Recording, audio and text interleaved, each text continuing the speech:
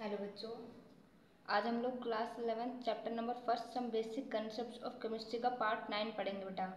Last class में हम लोगों ने एम्पिरिकल फार्मूला और मोलिकुलर फार्मूला पढ़ा था। एम्पिरिकल और मोलिकुलर फार्मूला, ठीक है। एम्पिरिकल फार्मूला मोलिकुलर फार्मूला के न्यूमेरिकल करके देखे थे हम लोगों ने, इन दोनों के बीच में क्या रिलेशन है ये देखा था। आज हम पढ़ेंगे बेटा स्टोक्योमेट्री एंड स्टोक्योमेट्रिक कैलकुलेशन बोल दे कोफिशिएंट। स्टोक्योमेट्री कैलकुलेशन से बेटा देखो, स्टोक्योमेट्री होता क्या है। जो स्टोक्योमेट्री है ना, ये दो वर्ड से मिलकर बना है। स्टोक्यो का मतलब होता है एलिमेंट, ठीक है, और मैट्री का मतलब होता है मेजरमेंट। किसी भी एलिमेंट का मेजरमेंट करना, ठीक है, मेजर करना वो कितना है। कोई एलिमेंट है, कोई मोलिक्यूल है, कोई भी चीज़ है, उसको मेजर करना वो कितनी प्रेजेंट है, उसको हम बोलते हैं स्टोक्योमेट्री। और इसी प्रोसेस को स्टोक्योमेट्रिक। और यहाँ से जो कैलकुलेशन होगी, अब किसकी कैलकुलेशन करेंगे। कोई रिएक्शन हो रही है, रिएक्टेंट से प्रोडक्ट फॉर्म हो गया, तो रिएक्टेंट में कितना है वो कंपाउंड, और प्रोडक्ट की साइड वो कंपाउंड कितना है, ये मेजरमेंट हम लोग करते हैं, ठीक है। स्टोक्योमेट्री कैलकुलेशन समझ आया क्या होता है। रिएक्टेंट के एलिमेंट की मेजरमेंट और प्रोडक्ट साइड के जो एलिमेंट है कंपाउंड है उनकी मेजरमेंट करते हैं। देखो, ये आपका स्टोक्योमेट्री है। अब जैसे कोई क्वेश्चन देती हूँ मैं आपको, एक क्वेश्चन है, मान लो देखो बेटा, ये क्वेश्चन है स्टोक्योमेट्री का क्वेश्चन है ये। मतलब हम उस कंपाउंड की मेजरमेंट करेंगे कितना है। तो क्वेश्चन आपका, calculate the amount of water की अमाउंट बतानी है। कैसे, produced by the combustion of 16 gram of methane. जो 16 ग्राम ऑफ मीथेन को कंबसन करते हैं, कंबसन का मतलब होता है बेटा बर्न करना। बर्न किसके प्रेजेंस में होता है, हमेशा ऑक्सीजन के प्रेजेंस में जनरली, ठीक है। मीथेन का फॉर्मूला होता है बेटा CH4। ये है, ये मीथेन आपका क्या है, मीथेन। मीथेन को अगर ऑक्सीजन के प्रेजेंस में बर्न किया तो आपका क्या बनता है। पहले आपको रिएक्शन पता होना चाहिए, बनता क्या है। क्वेश्चन सिर्फ इतना, आपको रिएक्शन आनी चाहिए। मीथेन को जब हम बर्न करते हैं तो आपका carbon dioxide and water form होता है। सबसे पहले इतना ध्यान रखो, carbon dioxide and water form होता है। ये सारी चीज़ें गैसियस स्टेट में है। मीथेन भी गैस है, ऑक्सीजन भी गैस, कार्बन डाइऑक्साइड भी गैस है, और वाटर भी गैसियस फॉर्म में है। क्लियर है। तो सबसे पहले आपको वाटर की अमाउंट बतानी है, कितना प्रोड्यूस्ड हुआ है। तो सबसे पहले आपको ये पता होना चाहिए, इसको बैलेंस करना पड़ेगा। रिएक्शन को बैलेंस करने का मतलब होता है रिएक्टेंट साइड और प्रोडक्ट साइड के एलिमेंट को बराबर रखना। रिएक्टेंट साइड कार्बन कितना है 1, देखो कहीं भी कार्बन नजर है 1 ही है, यहाँ भी कार्बन, प्रोडक्ट साइड 1, तो कार्बन तो आपका बैलेंस है। अब हाइड्रोजन को करते हैं, हाइड्रोजन कितने 4, टोटल 4 है रिएक्टेंट साइड, प्रोडक्ट साइड कितने 2, तो हम आगे 2 से मल्टीप्लाई कर देंगे तो 2 2 कितने हो गए 4, प्रोडक्ट साइड भी 4 हो गए। अब नेक्स्ट ऑक्सीजन, ऑक्सीजन कितने हैं 2 है रिएक्टेंट साइड, प्रोडक्ट साइड देखो 2 ऑक्सीजन तो ये रही, और यहाँ आगे जो होता है ना बेटा, वो जितना भी यहाँ पे चीज़ प्रेजेंट हो उन सबका मल्टीपल होता है। तो 2 है तो ऑक्सीजन भी 2 हो गए यहाँ पर, क्योंकि यहाँ पर कुछ नहीं है। ऑक्सीजन 2, 2 + 4, और रिएक्टेंट साइड 2, तो यहाँ पे 2 से मल्टीप्लाई कर देंगे तो 2 2 जा 4, रिएक्टेंट साइड और प्रोडक्ट साइड एलिमेंट बराबर हो गए। इतना समझ आया।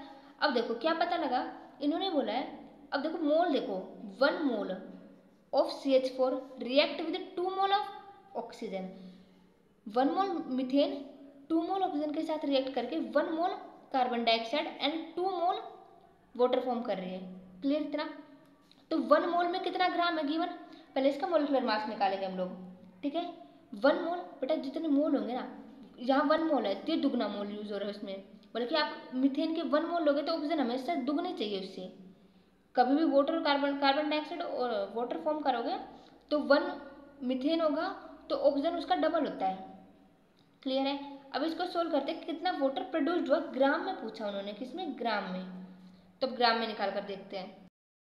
अब बेटा देखो, 1 मोल मीथेन है, गिवन कितना है 16 ग्राम। आपको पता है 1 मोल मीथेन है, मीथेन का 1 मोल वाटर के 2 मोल के बराबर है, ठीक है।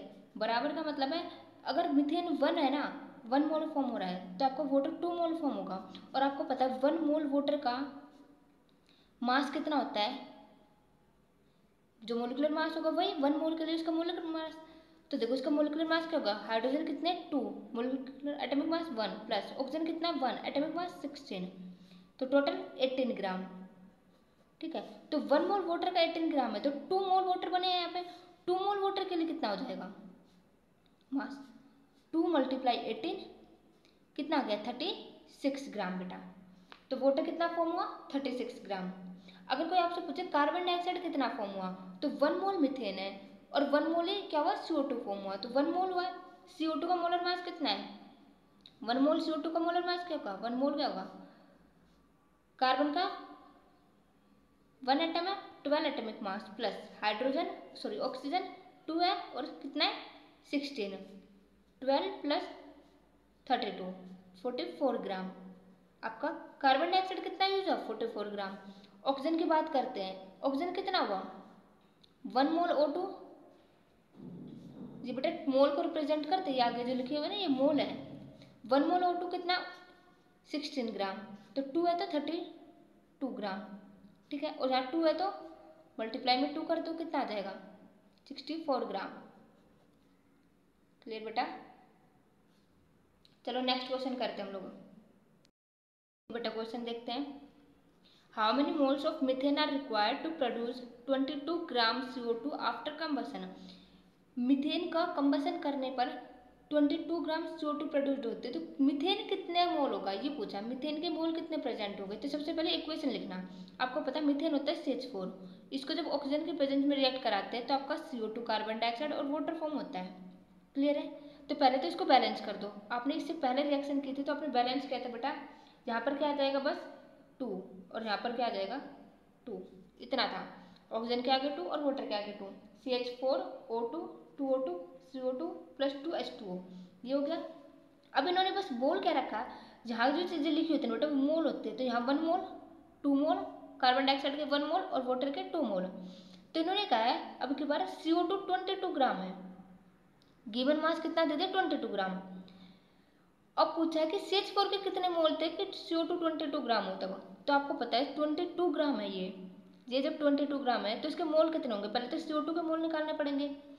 ये तो हमारी नॉर्मल बैलेंस इक्वेशन है, पर इस 22 ग्राम के अकॉर्डिंग हम निकालते हैं। तो गिवन मास कितना है? CO2 के मोल निकालते हैं। गिवन मास अपॉन में मोलर मास। गिवन मास कितना बेटा CO2 का? गिवन है 22 और मोलर मास आपने नेक्स्ट क्वेश्चन पीछे निकाला था। मोलर मास जो एटॉमिक मास होता है इसका मोलिक्यूल का। कार्बन का 12, ऑक्सीजन का यहाँ टोटल कितना आ जाएगा? 32। 12 प्लस 32 कितना आ जाएगा? 44। तो कितना हो गया कैंसिल आउट? 1/2 मतलब 0.5 मोल। तो इसका मतलब ये हुआ जो ये CH4, इधर देखना बेटा एक बार। अब देखो बेटा स्टार्टिंग में आपकी ये इक्वेशन थी, ये वाली इक्वेशन थी ना, ये रिएक्शन थी, लेकिन अभी आपका CO2 कितना दे दिया? हाफ दे दिया। तो देखो इसके अकॉर्डिंग बैलेंस करना है। जब CH4 मीथेन आपका 1 था तो CO2 कितना था? 1। अगर CO2 आपकी बार यहाँ 1/2 है तो मीथेन कितना होगा? ये भी 1/2 होगा, है ना। और ये आपका जो मीथेन है ऑक्सीजन के रिस्पेक्ट में क्या था? डबल। तो 1/2 का डबल क्या होगा? 1, मतलब 1 मोल प्रेजेंट है O2 के। सिमिलरली मीथेन के रिस्पेक्ट में वाटर का कितना है? डबल। तो मीथेन कितना है यहाँ पर? 1/2। तो ये भी कितना आ जाएगा? डबल करेंगे 1/2 का 1। तो अब इक्वेशन ये बन के आई आपकी। तो उन्होंने बोला CH4 के मोल्स बताओ। बता दिया आपने कितना? 1/2 मीन्स 0.5 मोल प्रेजेंट है। समझ आया बेटा? पहले आपको जनरल इक्वेशन लिखनी बैलेंस करके, ये बैलेंस इक्वेशन है। ठीक है बेटा। अब हम लोग पढ़ते हैं limiting reagent. Limiting reagent, limiting reagent क्या होता है बेटा? कोई भी चीज़ लिमिटेड में हो, लिमिटेशन में हो, या कोई चीज़ लिमिट में हो उसको हम लिमिटिंग बोलते हैं कि चीज़ लिमिट में है।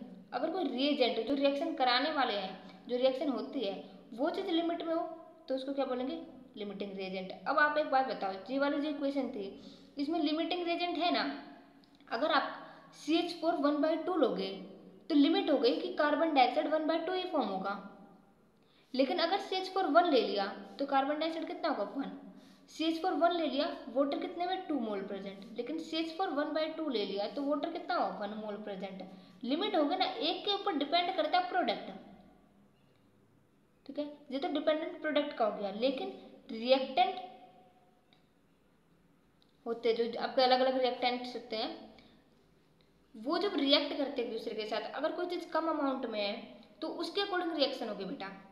ठीक है, मान लो बेटा आपके पास सिर्फ 1 कप आपके पास क्या हो, मिल्क हो।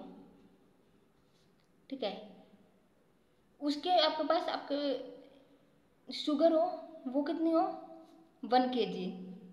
ऐसे ही चाय पत्ती हो, वो कितनी हो, 1 kg।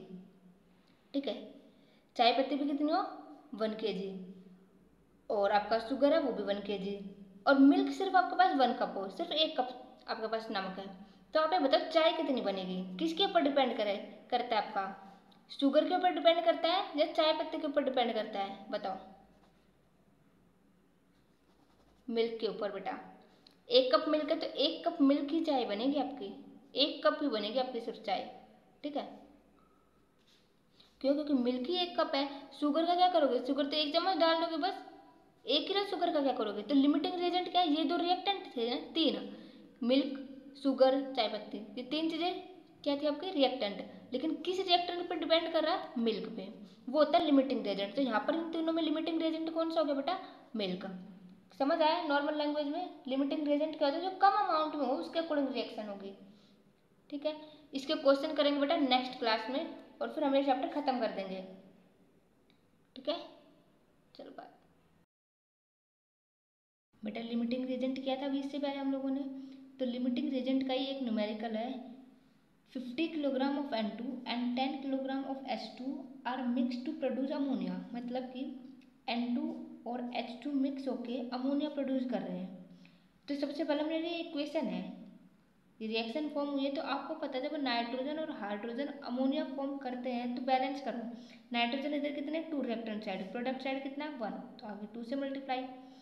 हाइड्रोजन 2, 3 2 6, 3 2 6, सही है। ये आपकी बैलेंस इक्वेशन है। सबसे पहले आपको बैलेंस होने चाहिए आपके रिएक्शन, अभी बोल रहे हैं। तो इससे आपको क्या पता लगा, 1 मोल N2 क्या दे रहा है, 3 मोल H2 के साथ रिएक्ट करके 2 मोल अमोनिया फॉर्म कर रहा है। क्लियर है, ये नॉर्मल इक्वेशन है। आपके क्वेश्चन में मास गिवन है क्या, 15 kg N2, मतलब 15 kg N2 है, ये किसी नई रिएक्शन के लिए प्रोडक्ट ये ऐसे ही बनेगा। 10 kg H2 लिया, ये दोनों मिला के आपका अमोनिया बनाएंगे। ठीक है, लेकिन कितना अमोनिया बनाएंगे वो पूछा है, और इनमें से लिमिटिंग रिएजेंट N2 और H2 में से कौन रहेगा ये पूछा है। तो देखो आपको गिवन मास है ना 15 kg 10 kg, तो हमें सबसे पहले मोल निकाले, क्योंकि मोल का रिस्पेक्ट में दे रखा नहीं क्वेश्चन आपके, मोल के रिस्पेक्ट में निकाला था, तो इसके मोल निकालते हैं। नाइट्रोजन के मोल कितने आ जाएंगे, गिवन मास अपॉन में मोलर मास। गिवन मास कितना है 50 kg है, तो 10⁻³ से मल्टीप्लाई कर दो। ठीक है, मोलर मास कितना नाइट्रोजन का, नाइट्रोजन कितने हैं 2, 7 2 जा वो सॉरी 14 2 जा 28। क्लियर है बेटा, तो ये लगभग आ जाएगा आपका 17.86 इंटू 10⁻² मोल। ये किसके मोल हो गए, N2 के। ठीक है, ऐसे हाइड्रोजन के मोल निकालते हैं, वही गिवन मास अपॉन में मोलर मास। गिवन मास कितना है हाइड्रोजन के लिए 10 किलोग्राम, 10 इंटू 10⁻³ अपॉन में हाइड्रोजन कितने 2, तो अप्रोक्स 2.2 ही मान लो इसका, तो वैसे इसका कंप्लीट होता है 2.016। ठीक है, ग्राम जो एग्जैक्ट होता है, लेकिन आप 2 पे भी करके कर सकते हो बेटा आंसर। तो क्या आ जाएगा, इसका आंसर आ जाएगा 4.96 इंटू 10⁻³ मोल। तो देखो आपकी नई रिएक्शन के अकॉर्डिंग मोल कितने बने, ये 17.86 इंटू 10⁻², और हाइड्रोजन के मोल कितने बने 4.96 इंटू 10⁻³। ठीक है, तो इसमें देखकर ही आपको पता लग गया होगा बेटा, नाइट्रोजन हाइड्रोजन के 1/3 है, नाइट्रोजन हाइड्रोजन के 1/3 है, क्योंकि हाइड्रोजन 3 टाइम्स है, और यहाँ हाइड्रोजन देखो 4.96 इंटू 10⁻³ और ये 17.86 इंटू 10⁻² है। तो इसको सोल्व करते हैं कंप्लीट, फिर देखते हैं कि कितना आता है एग्जैक्ट। नाइट्रोजन के कितने मोल है 1, जो कि इसके इक्वल है 17.86 इंटू 10⁻²। हाइड्रोजन के 3 मोल है, जो कि रिस्पेक्ट में 4.96 इंटू 10⁻3 मोल नई रिएक्शन में आए आपके। अमोनिया के 2 मोल, इसके निकालेंगे हम कितने मोल बनेंगे। तो देखो एक बार करके देखो, क्या ये हाइड्रोजन के 3 टाइम्स है, 1/3 है। तो देखो 17.86 मल्टीप्लाई 10⁻², इसको 3 से मल्टीप्लाई कर दो, 1/3 है ना, इसको 3 से मल्टीप्लाई कर दो तो इसका आंसर आएगा 5.36 इंटू 10⁻³ मोल ऑफ हाइड्रोजन। बेटा देखो हाइड्रोजन के मोल होने कितने चाहिए थे, ये 3 टाइम्स है ना हाइड्रोजन, ये 17.86 अगर मान लो इसको 1 मोल के रिस्पेक्ट मान ले तो हाइड्रोजन इसके 3 गुना होने चाहिए थे। तो 17.86 इंटू 10⁻² को 3 से मल्टीप्लाई करते तो हमारे कितने आने चाहिए थे 5.36 इंटू 10⁻3, लेकिन एक्चुअल में हमारे पास है कितने 4.96 आने चाहिए थे। इसके हिसाब से तो इतने, इससे ज़्यादा होते तो अच्छी बात होती, लेकिन एक्चुअल में इससे भी कम है, कितने 4.96। तो देखो ये चीज़ होनी इतनी चाहिए थी हिसाब से 2 मोल बनाने के लिए, लेकिन है कितनी 4.9, कम है। तो कम ये हो गया ना कम, अब कम के हिसाब से रिएक्शन होगी तो हाइड्रोजन क्या हो गया आपका लिमिटिंग रिएजेंट, समझ आया। लिमिटिंग रिएजेंट कौन है हाइड्रोजन, तो रिएक्शन भी इसी के अकॉर्डिंग होगी। ठीक है, आपके 3 मोल हाइड्रोजन के 2 मोल अमोनिया बनाते हैं, तो 1 मोल हाइड्रोजन के कितने बनाएंगे 2/3, और गिवन एक्चुअल में मोल कितने ये 4.96 इंटू 10⁻³ मोल हाइड्रोजन कितने फॉर्म करेंगे अमोनिया 2/3 मल्टीप्लाई 4.96 इंटू 10⁻³, इतने मोल अमोनिया फॉर्म होंगे बेटा, जो कि आज के आए हैं, लगभग हो जाएगा आपका आंसर 3.3 इंटू 10⁻³ मोल अमोनिया, इतना अमोनिया फॉर्म हो गया। बेसिक कैलकुलेशन है बेटा ये वाला पोर्शन, अगर समझ आ गया तो ठीक है। अब ये तो मोल में निकाला है, हम मास बताते हैं ग्राम में, ग्राम गिवन मास अपॉन में मोल किसके बराबर होता है बेटा, गिवन मास अपॉन में मोलर मास। गिवन मास मोल को हम गिवन मास में भी कन्वर्ट कर सकते हैं, मोल गिवन है कितना 3.3 इंटू 10⁻³ गिवन मास कैलकुलेट करना हम लोगों को। मोलर मास अमोनिया का कितना होता है, अमोनिया नाइट्रोजन 14 प्लस 3 इंटू 1 कितना 17 ग्राम, 17 ग्राम। तो 3.3 इंटू 10⁻³ को 17 से मल्टीप्लाई कर दो, कितना आएगा बेटा लगभग आएगा 56.1 इंटू 10⁻³ ग्राम आएगा लगभग अमोनिया। ग्राम में तो 10⁻³ को किलोग्राम में कन्वर्ट कर सकते हो, तो क्या लिख सकते हैं 56.1 kg, 56.1 kg, ये आपका आंसर है बेटा। इतना अमोनिया आपका फॉर्म हो, मोल बता दो अमोनिया के इतने हैं जो कि ठीक है, या आपको मास बताना हो तो मास बता दो 56.1 kg। क्लियर बेटा। नेक्स्ट क्लास में हम रिएक्शंस इन सॉल्यूशन पढ़ेंगे, क्या पढ़ेंगे रिएक्शंस इन सॉल्यूशन, सॉल्यूशन में रिएक्शन होती कैसे है और किस किस बेसिस पे करेंगे। ठीक है, कौन कौन सी मेजरमेंट टूल है यूज करने के लिए केमिस्ट्री में। ठीक है, मेजरमेंट टूल कौन कौन सी है, कोई भी रिएक्शन होती है तब उसको मेजर करने के लिए। ओके बेटा।